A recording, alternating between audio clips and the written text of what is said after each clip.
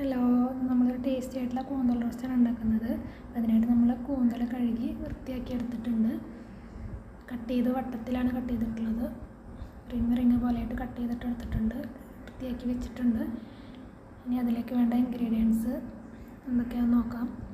അതിനായിട്ട് ഒരു മീഡിയം സൈസിലുള്ള ഒരു സവാള, പിന്നെ 4-5 ചുവന്നുള്ളി, തക്കാളി, കറിവേപ്പില, പച്ചമുളക്, ഇഞ്ചി വെളുത്തുള്ളി ചതച്ചത്.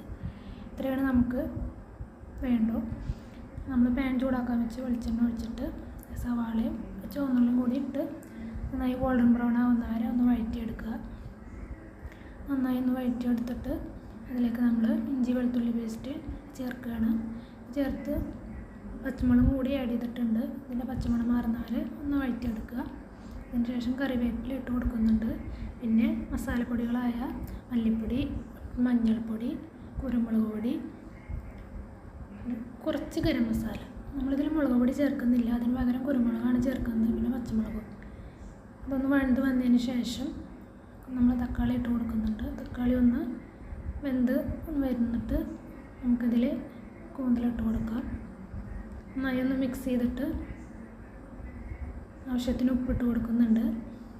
പിന്നെ കുറച്ച് ചൂടുവെള്ളം നമ്മൾ അതിലേക്ക് ഒഴിച്ച് കൊടുക്കുന്നത്. ഇട്ടൊന്ന് അടച്ച് വെച്ച് നമുക്ക് വേവിച്ചെടുക്കാം.